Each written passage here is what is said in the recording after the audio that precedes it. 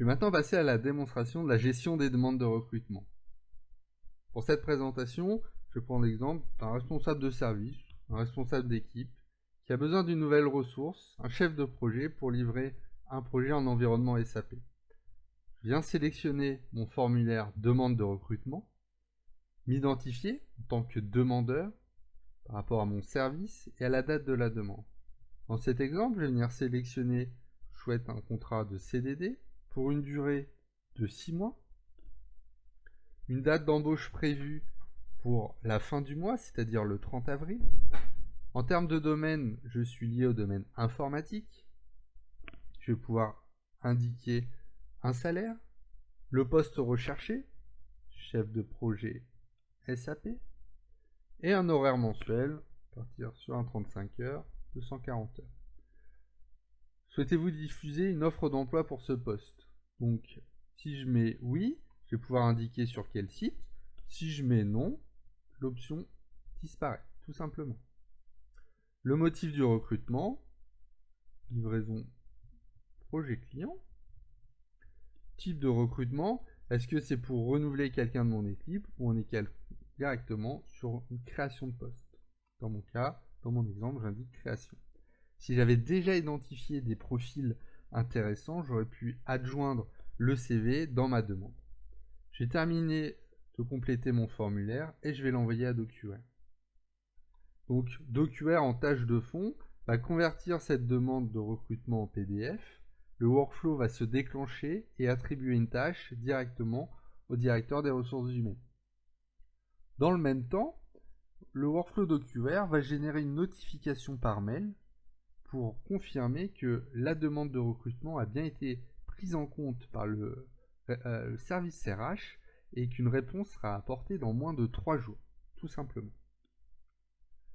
Au niveau de mon workflow, je retrouve donc cette tâche de qualification avec ma demande de recrutement. Soit je la refuse en indiquant une raison et l'utilisateur, le demandeur, sera notifié par mail. Soit je vais pouvoir la valider et même la qualifier. Donc la qualifier, c'est-à-dire pouvoir rechercher dans ma CVTech des candidatures intéressantes correspondant à la demande. Donc une expertise dans le domaine SAP ou chef de projet. Dans mon moteur de recherche, je sélectionne la recherche plein texte avec l'expertise SAP. Et je recherche. Je vois plusieurs CV, dont un qui m'intéresse, avec une bonne expérience et une expertise SAP. Il me reste uniquement à copier ce CV directement dans le bac RH. On va utiliser cette fois-ci le bac pour centraliser le ou les CV qui sont intéressants pour cette demande. Je reviens directement dans mon workflow demande de recrutement. Je vais ouvrir le deuxième volet qui me permet de retrouver les CV sélectionnés dans mon bac. Je vais l'adjoindre à la tâche du workflow en venant glisser-déposer mon CV sur ma tâche. Et une nouvelle fois, avec la fonction de trombonnage, je vais lier les deux informations. Il ne me reste plus qu'à venir préciser le nom et le prénom du candidat. Et cette information va directement être fusionnée dans le PDF de la demande de recrutement dans la zone préqualification de la candidature. Bien entendu, en annexe, j'ai le CV du candidat. Et je confirme. Ce qui est important en termes de suivi, c'est que cette demande, qui est passée maintenant en phase de recrutement, va être identifiée dans la liste dédiée. Suivi des recrutements. On retrouve immédiatement le recrutement pour le chef de projet SAP en statut, comme je le disais, recrutement en cours. On a bien fusionné l'information Arnaud Laurent directement dans la zone prévue à cet effet. Dans le même temps, le workflow DocuWare a répondu à la personne qui a fait la demande, confirmant que la demande de recrutement était acceptée par les ressources humaines. Vous trouverez en pièce jointe les candidatures potentielles.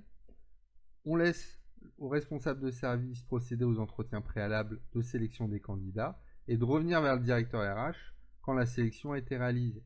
Et en cela, la suite du formulaire de demande de recrutement va permettre en fait de notifier les différentes personnes qui ont été rencontrées, candidats sélectionnés pour un entretien par le manager.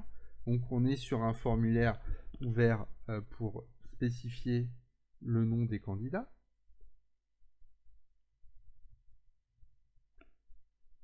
Et au final, je vais pouvoir venir préciser l'élu, le candidat sélectionné. Et la date d'arrivée. J'enregistre le document et je peux renvoyer ce document par mail à la direction des ressources humaines.